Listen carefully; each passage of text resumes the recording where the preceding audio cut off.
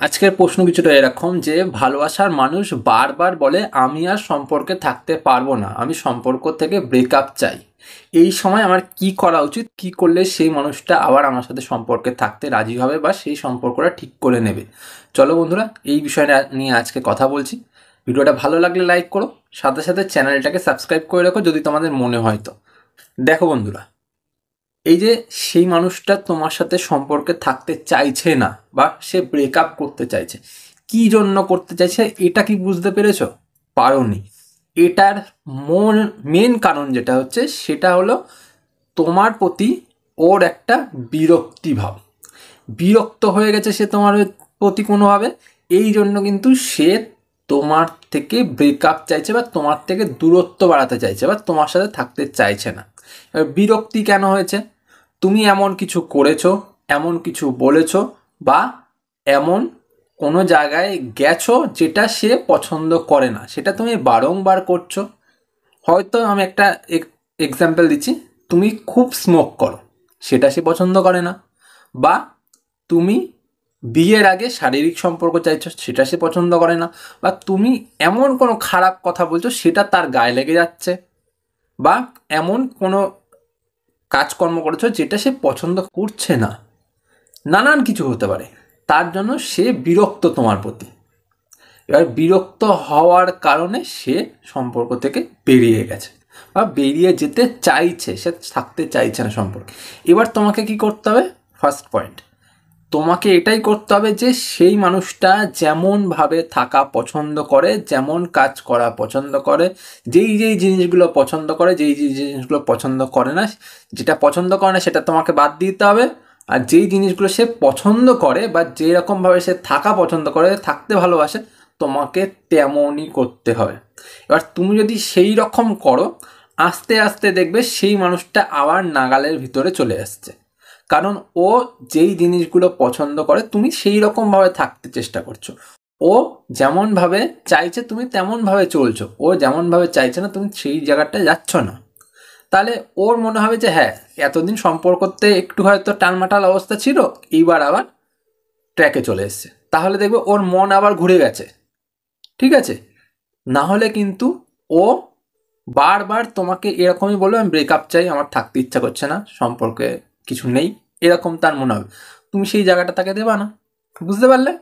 Second point, এটা একবার হিসাব করে দেখো, যখন থেকে তুমি সম্পর্কে এসছো, পুরো সম্পর্কের দায়িত্ব তার উপর তুলে দিয়েছো, পুরোপুরি তার উপর ডিপেন্ডেন্ট হয়ে গেছো। এই কারণে কিন্তু সে নিজের উপর একটা চাপ অনুভব করছে। তার মনে হচ্ছে সম্পর্কটা ভালোবাসা না, সম্পর্কটা একটা বোঝা। এই বোঝাটার জন্য কিন্তু সম্পর্কে ও আর থাকতে চাইছে না। ওর মনে হচ্ছে ও সম্পর্কে চাপে পড়ে যাচ্ছে বা ওই বোঝার তলে সে চাপা পড়ে যাচ্ছে। বুঝতে পারলে? তাই তোমাকে নিজে ডিপেন্ডেন্ট হতে হবে, সেলফ ডিপেন্ডেন্ট। এমন না যে সম্পর্কটা তুমি একা চালাচ্ছ, ও হাওয়া লাগিয়ে ঘুরছে। না, ওর মনে হবে তুমি হাওয়া লাগিয়ে ঘুরছো গায়ে, ও সম্পর্কটাকে একা বোঝা বয়ে নিয়ে যাচ্ছে। সম্পর্কতে সব কিছু ইকুয়ালিটির দরকার হয়, ইকুয়াল ইকুয়াল থাকতে লাগে। ও যেমন তোমার সাথে করবে, তোমারও তেমন ওর সাথে করতে হবে। তুমি যদি এমন মনে হয় যে আমি সম্পর্কে এসছি, আমার কোনো দায় দায়িত্ব নেই, সব দায় দায়িত্ব ওর, ও বুঝবে, ও যা ডিসিশন নেবে সেটাই হবে, আমার কোনো ডিসিশন নেই, সম্পর্ক কিন্তু ওইখানটাতেই শেষ হয়ে গেল। একটা সময় ওর ভালো লাগবে, কিন্তু সম্পর্ক যখন আস্তে আস্তে এগিয়ে যেতে থাকবে, সম্পর্কটা আরো ভালো হতে থাকবে, তখন কিন্তু সেই মানুষটার আর ভালো লাগবে না। সেই মানুষটার গিয়ে কোথাও একটা গিয়ে মনে হবে যে আমি কার সাথে সম্পর্কে আছি, যে সম্পর্কের কোনো দায় দায়িত্ব নিচ্ছে না, যে সম্পর্কের কোনো রকমের হেলদোল দেখাচ্ছে না। তাহলে তার ভাল লাগবে? ভাল লাগবে না। তাই তোমাকেও সেই রকম গুরুত্ব দেখাতে হবে। কারণ দেখো, একটা মানুষ তখনই সম্পর্কে থাকে যখন দেখে যে সেই মানুষটার সাথে তোমার ইকুয়ালিটি আছে। সম্পর্কে কেন থাকবে? কেন থাকবে? তুমি একটা মানুষের সাথে কেন থাকো? তুমি একটা মানুষের সাথে তখনই থাকো যখন তুমি বোঝো যে হ্যাঁ, এই মানুষটার আমার লাইফে একটা গুরুত্ব আছে, আমার এই মানুষটাকে ছাড়া চলবে না, এই মানুষটার সাথে যদি আমি থাকি তাহলে আমি ভালো থাকবো। তাই জন্য তুমি সম্পর্কে থাকো। এবার ওই মানুষটার যদি মনে হয় যে আমি যেই মানুষটার সাথে রয়েছি সেই মানুষটার কোনো দামই নেই, একটা বেকার বস্তুর মতন পড়ে রয়েছে, সম্পর্কে আমি সব কিছু করছি, তাহলে সে কেন থাকবে? ক্লিয়ার তো? একদম পরিষ্কার কথা। দেখো যে তোমার যদি গুরুত্ব না থাকে, তুমি যদি কোনো গুরুত্ব আরোপ না করতে পারো, নিজের গুরুত্বটা দেখাতে পারো, তাহলে কেন সেই সম্পর্কে থাকবে ভাই? তাই না? তাই নিজেকে গুরুত্বপূর্ণ হতে হবে। সম্পর্কে তোমারও গুরুত্ব আছে, তারও গুরুত্ব আছে। বুঝতে পারলে?